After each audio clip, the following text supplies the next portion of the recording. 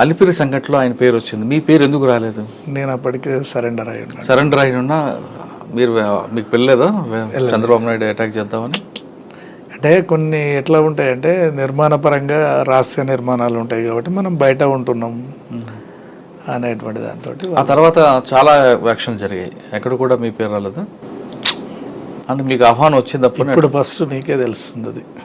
ఇప్పుడు చేసినటువంటి police record కూడా లేదు నాది. నేను ఇప్పుడు చెప్పిన కరెక్టే, మీరు లేరు కానీ పార్టీ నుంచి పిలుపు వచ్చింది యాక్షన్ చేయాలని. రాలేదు. అంటే బయట వెళ్ళారు కాబట్టి పార్టీ కూడా నాకు ఇచ్చినటువంటిది ఒకటే టార్గెట్. ఆ టార్గెట్లో ఫెయిల్ అయినాం. ఏ టార్గెట్? అయింది. అవును. తర్వాత మళ్ళీ ప్లాన్ చేసుకోలేదు, చూద్దాంలే అనేటువంటిది ఉండే. సెకండ్ పోయినప్పుడు అప్పుడు సాంబశివుడు ఉన్నాడు, మళ్ళీ నల్లమల్లకే పోయినాం. ఆయన ప్లీనరీకి పోయిండు, నేను నల్లమల్లనే ఉన్నా. అప్పుడు రమాకాంత్ జిల్లా సెక్రటరీ ఉన్నాడు, నేను కమాండర్గా ఉన్నప్పుడు ఆయన సభ్యుడు. అంటే మీరు వెళ్ళారు పార్టీలోకి, మీరు యాక్షన్ టీంలో ఉన్నా ప్రజల కోసం ఏదో చేయాలని పార్టీ చేసింది కొన్ని కార్యక్రమాలు. అంటే మంచి చేసింది, దానివల్ల కొంచెం చెడు కూడా జరిగి ఉండొచ్చు. మీకు అనిపించిందా ఈ యుద్ధం ఎంతకాలం ఆగుతుంది, దీర్ఘకాల యుద్ధంగా ఉండిపోతా, లేదు ప్రజలకు సేవ చేయాలంటే మనం బ్యాలెట్ ద్వారా వెళ్దామా అని ఎప్పుడైనా వచ్చిందా మీకు? అది రాలేదు. అంటే బుల్లెట్ ద్వారా వస్తుంది అనుకున్నారా? బుల్లెట్ అనేటువంటిది కాదు, కానీ దోపిడీ చేసే వర్గం ఉన్నంత కాలం, దోపిడీ గురయ్యే వర్గం తిరుగుబాటు చేసే అంతకాలం ఇది కొనసాగుతూనే ఉంటుంది. అంటే నేను చూసినటువంటిది, ఒకప్పుడు జనాలు ఇంట్లో నలుగురు ఉంటే నలుగురు పని చేసుకున్నా కానీ పూట గడవని పరిస్థితి ఉండే తెలంగాణలో. ఎప్పుడు నలుగురు పని చేస్తే ఒకరిది తిండికి సరిపోతుంది, ఒకరిది ఖర్చులకు సరిపోతుంది, ఇంకొకరిది వెనకబడుతుంది. ఇటువంటి కాడ పార్టీ నిలబడలేదు. ఎక్కడైతే ఆకలి, అణచివేత, అణగారిన కులాలు ఉంటాయి అక్కడ పార్టీ అవసరం కంపల్సరీ ఉన్నది. ఇప్పుడు ఛత్తీస్గఢ్ కావచ్చు, జార్ఖండ్ కావచ్చు, దండకారణ్యం కావచ్చు, ఆ ప్రాంతాలలో పార్టీకి అవసరం, ప్రజలకు పార్టీ అవసరం కాబట్టి అక్కడ నిలదొక్కగలుగుతుంది, నిలబడగలుగుతుంది. తెలంగాణలో ఆ అవసరం తీరిపోయింది కాబట్టి పార్టీ దూరమైంది అనుకో. దూరమైంది. ఇప్పుడు జార్ఖండ్, ఛత్తీస్గఢ్లో కూడా అదే సమస్య వచ్చింది అనుకోండి. తెలంగాణలో ఏ విధంగా అయితే సమస్య తీరిపోయిందో, అణచివేత ఎక్కడుంటే అక్కడికి వెళ్ళిపోతుంది, ఎస్టాబ్లిషన్ అయితేనే ఉంటుంది. కానీ కొంతమంది వ్యక్తులు ఏమంటారంటే, మీరందరూ మీలాంటి వాళ్ళకి మీకు కుటుంబం ఉంటుంది, అమ్మా నాన్న ఉంటారు, వీళ్ళందరినీ కాదని పార్టీలకు వెళ్ళి అక్కడున్న బడుగు బలహీన వర్గాల అభ్యర్థుల కోసం పనిచేస్తారు. కానీ మీ కుటుంబాలు, మీ అమ్మగారు, మీ నాన్నగారు, మీ భార్య, పిల్లలు, వాళ్ళు అనాథలుగా ఉండడం, వాళ్ళకున్న ఆర్థిక కష్టాలు తీర్చకుండా సమాజం కోసం వెళ్ళడం అనేది ఎంతవరకు సబబు అనేది ప్రశ్నించే వాళ్ళకి మీరు సమాధానం ఏంటి? ముందు మనకి ఉండాలి కదా, మన అమ్మ నాన్న, మన భార్య పిల్లలు, వాళ్ళకి కూడా. అంటే మన అమ్మ నాన్న, మన భార్య పిల్లలు, ఓకే, దానికి నేను యాక్సెప్ట్ చేస్తాను. కానీ ఈరోజు అమ్మ నాన్న, అన్నదమ్ముళ్ళు, అక్క చెల్లెళ్ళని చూసేటువంటి ఆప్యాయత అనేటువంటిది లోపించింది. ఈరోజు నేను కూడా అదే కుటుంబంలో ఉంటే నేను మా అన్నల లెక్కనే, మా అక్క చెల్లెళ్ళ లెక్కనే, వాళ్ళ లెక్కనే తయారయ్యేటోను. చాలామంది కూడా చూస్తలేరు తల్లిదండ్రులను చూసి. ఇప్పుడు చూడట్లేదు. అప్పుడు కూడా, ఇప్పుడే కాదు, అప్పుడు కూడా. అప్పుడు చూడకపోయినా బిట్టల శంకర్ అమ్మకి నాన్నకి వెళ్ళి వదిలిపెట్టి అడవిలోకి వెళ్ళారు. ఎప్పుడైనా అమ్మ నాన్న గుర్తుకొచ్చారా? నేను పార్టీలోకి వెళ్ళి బయటకు వచ్చేంత వరకు తిరిగి చూడలేదు.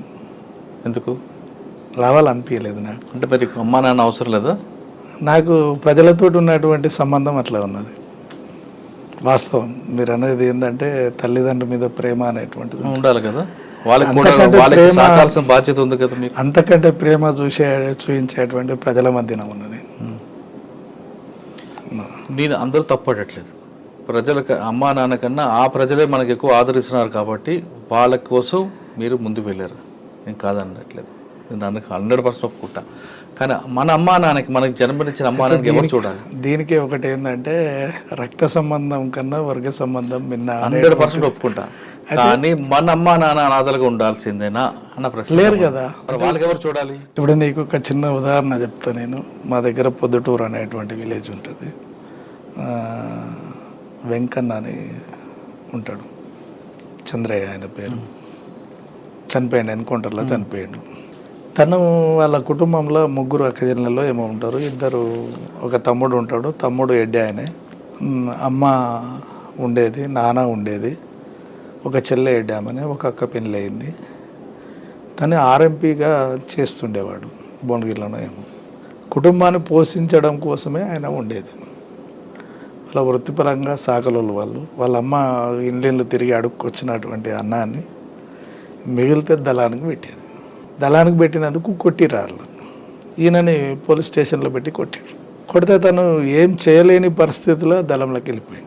అప్పుడు పార్టీ కూడా ఆలోచించింది, నువ్వు ఒక్కనివే ఉన్నావు కదా, మళ్ళీ వస్తే ఎట్లా ఏంటంటే, నాకంటే అనేక మంది ఉన్నారు, అసలు పిల్లలు లేనటువంటి వాళ్ళు ఎంతోమంది ఉన్నారు, మనం ఉండి కూడా ఉద్ధరించేది ఏముంది ఇక్కడ అనేటువంటి కాన్సెప్ట్ తోటి ఆయన బయటకు పార్టీలోకి వచ్చిండు. చివరి వరకు కూడా పార్టీలోనే చనిపోయాడు. తన తల్లి చనిపోయినా ఎవరు చనిపోయినా కానీ ప్రజలే దానం చేశారు అక్కడ. అంటే ఈ కుటుంబానికి ప్రజలు చూపించినటువంటి ఆదరణ కూడా అంతే ఉంది. అవును, కాదనట్లేదు. విన్నావా? ఇంకన్నా ఉద్యమంలో ఉన్నాడు. ఉద్యమంలో ఉన్నప్పుడే కూడా ఆ ఇంటికాడ బియ్యం లేవంటే కూడా తను వండుకునేటువంటి బియ్యంలోకి వెళ్ళి పావుషేరు పెట్టి ఆ కుటుంబాన్ని నడిపించారు. ఎవరు? ప్రజలు ఆదరిస్తారు. ఒక మావోయిస్ట్ పార్టీ కానీ పీపుల్స్ వారి కుటుంబాలను కానీ ఆదరిస్తారు, ఖచ్చితంగా హక్కున చేర్చుకుంటారు. ప్రజలు ఆదరిస్తున్నారు అనేది నేను కాదనట్లేదు. ప్రజల ఆదరణ ఉంది కాబట్టి పార్టీ మనుగడ నిలబడు, రైట్. కానీ ప్రజల ఆదరణ మీద అమ్మానాన్ని విడిచిపెట్టి మనం వర్గం దీంట్లో వెళ్ళడం అనేది ఎంతవరకు సబబు అంటారు? సబబే. మీకు సబబే అంటారా? ఓకే, రైట్, దాంట్లో ఏం లేదు. అంటే మనకు జన్మనిచ్చిన అమ్మని నాన్నని ప్రజల మీద విడిచిపెట్టి మనం ప్రజల కోసం అడుగుబాటు పడతాం. సరే, ఆ విధంగా వెళ్ళారు. మీరు అనుకున్న లక్ష్యం సాధించారా? సాధించినామంటే కొన్ని మార్పులు అయితే చెందినాయి, కానీ నాకు తృప్తి అయితే ఉందంటారు. ఉన్నది, రైట్. అంటే మేము పనిచేసినటువంటి ఏరియాలో నల్లమల్ల రివర్ మీద అనేక మంది పొట్ట చేత పట్టుకొని వచ్చినటువంటి వాళ్ళు ఉంటారు. చేపలు పట్టుకొని బతుకుతుంటారు. చేపల మార్కెట్ ఇలా 10 ఎంత 200 300 ఉంటే వాళ్ళకి 10 రూపాయల కేజీ 20 రూపాయల కేజీ ఇచ్చి నిలువు దోపిడీ చేస్తుండేవాళ్ళు షావుకారులు. గురుస్వామి అనేటువంటిది మీరు పేరునే ఉంటారు, పెంట్లవెల్లిలో పెద్ద కంపెనీ ఉంది, కర్ణాటక అతను ఆయన. అట్లాంటి వాళ్ళు చాలామంది ఉన్నారు. వాళ్ళందరినీ కూడా పిలిచి చేపల రేట్లు పెంచినాం. సరుకులు ఇక్కడి నుంచి పోయి ఒక రోజంతా పోయి సరుకులు మోసుకొచ్చుకునేటువంటి పరిస్థితి ఉండేది. నీకు చేపలు వేస్తారు కాబట్టి నువ్వు ఖచ్చితంగా సరుకులు వాళ్ళు ఏ తెమ్మంటే అవి తెచ్చియాలనేటువంటిది పెట్టినాం. సావుకారులు వలలు కానీ డబ్బులు కానీ ఇచ్చి ఎమ్మటెమ్మటే కట్ చేసుకునేవాళ్ళు. అట్లా కాకుండా వారానికి ఇంత కట్ చేసుకోవాలనేటువంటిది. చేపల రేట్లు పెంచడం, వాళ్ళకు నిత్యావసర వస్తువులు తెచ్చియడం, వాళ్ళు బాగోలేకపోతే హాస్పిటల్లోకి తీసుకుపోవడం, ఇవన్నీ కూడా చేయించినాం. ఆ సాటిస్ఫాక్షన్ ఉంది. అది ఉన్నంతకాలం మమ్మల్ని కాపాడుకోగలిగారు జనాలు. కరెక్టే. కానీ మరి ఇప్పుడు ఎందుకు పార్టీకి ప్రజలు దూరం అయ్యారు? పార్టీ అవసరం లేదంటారు ఇప్పుడు? పార్టీ ప్రజలు ఏం దూరం కాలేదు. పార్టీ ఇక్కడ అవసరం లేదనే బయటికి వెళ్ళింది. దాడులు అనేటువంటిది పోలీసు దాడి ఏం చేశారంటే ఫస్ట్ ప్లేన్ ఏరియాలో కొట్టేసింది. అంటే గ్రామాలలో తిరిగేటువంటి ఇన్సెల్టర్ తీసుకునేటువంటి దళాల మీద దాడులు చేసింది. తర్వాత చిన్న క్రమేపీ ఏ దళం అయితే వీక్ ఉంటుందో ఆ దళాల మీద దాడులు చేసింది. పరిస్థితి ప్రకారం మీరు వెళ్ళారు, మీరు అనుకుని పార్టీలో పనిచేసిన తృప్తి అని మీకు కొంచెం ఉంది, అంతే కదా మీరు చెప్పేది?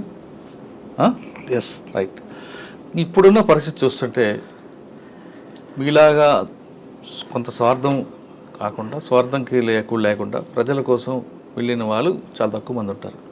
కానీ ఇప్పుడున్న యువత వాళ్ళకి ఎంతసేపు స్వార్థం, వాళ్ళ విలాసాలకు చూస్తున్న వాళ్ళకి మీకు ఏం చెప్పాలనిపిస్తుంటుంది? అంటే నేను అడవిలోకి వెళ్ళమని చెప్పడం కాదు, తుపాకు పట్టుకొని చెప్పడం కదా ఉద్దేశం. వాళ్ళు సమాజానికి ఏ విధంగా ఉపయోగపడతారు, రేపొద్దున మన దేశ భవిష్యత్తుకి వాళ్ళు ఏ విధంగా సహకరిస్తారు ఇటువంటి విలాసాలకు వెళ్తే? ఇటువంటి వాళ్ళని చూస్తున్నప్పుడు మీకు ఏమనిపిస్తుంటుంది? అయితే ఇప్పుడు ఉన్నటువంటి యువత ఏంటిదంటే కనీసం పక్కన ఏం జరుగుతుంది అనేటువంటిది కూడా పట్టించుకునే పరిస్థితి లేదు. యువత అనేటువంటిది అని అంటేనే ఆలోచించేటువంటి బలమైనటువంటి శక్తి. అది మంచి మార్గాన్ని ఎంచుకోవాలనేటువంటిది ఒకటి ఫస్ట్ సూచించేటువంటిది. ఈ వ్యసనాలకు సంబంధించినటువంటి లేకపోతే ఈ ఈ ఇతర దానికి సంబంధించినటువంటి వాటికి దూరంగా ఉంటూ తను కన్న తల్లిదండ్రుల కోసం లేకపోతే తన కుటుంబాల కోసం మంచిగా చదువుకొని ఉన్నతమైనటువంటి ఉద్యోగాల కోసం, ఉన్నతమైనటువంటి ఆలోచనల కోసం లేదా సమాజంకి ఉపయోగపడేటువంటి ఆలోచనల కోసం పనిచేయాలనేటువంటిది నేను కోరుకునేటువంటి. గతంలో ఉన్న గ్రామాల పరిస్థితి ప్రభావంతో పిట్ల శంకర్ అడుగుబాటు వెళ్ళారు. యాక్షన్ టీం సభ్యుడిగా ఉంటూ రకరకాల యాక్షన్లు పాల్గొన్నా చివరికి మాత్రం అతనిలో ఒక మంచి సమాధానం వస్తుంది. ఇప్పుడున్న పరిస్థితికి అనుగుణంగా పార్టీ వైపు కాకపోయినా బాగా చదువుకొని మంచి మార్గంలో వెళ్ళండి, తల్లిదండ్రులకి ఇప్పుడు నిలకడగా ఉండి తల్లిదండ్రులని బాగా చూసుకోండి అంటూ శంకర్ చెప్తున్నారు. శంకర్ చెప్తున్న మాటల్ని చాలామందికి వీళ్ళు మాకు చెప్పేదా అని కొంతమంది అనుకుంటారు. లేదు, శంకర్ లాంటి వాళ్ళ సమాచారం మాకు కావాలని మరొకరు అనుకుంటారు. అభిప్రాయాలు ఏదున్నా సరే నేను మాత్రం శంకర్ చెప్పింది ఖచ్చితంగా పాటించండి. దేశానికి భవిష్యత్తు అయిన మీరు విలాసాల వైపు వెళ్లకుండా మంచిగా చదువుకొని మీ తల్లిదండ్రులను చూస్తే దేశ అభివృద్ధి మీ మీద ఉంటుంది. కాబట్టి మీరందరూ మంచి మార్గంలో నడవడానికి ప్రయత్నించండి. ఇది పిట్ల శంకర్తో ఎక్స్క్లూజివ్ ఇంటర్వ్యూ. వచ్చే వారం మరో గెస్ట్తో మళ్ళీ కలుద్దాం. అందరికీ నమస్తే. థ్యాంక్ యూ అన్న. Thank you very much.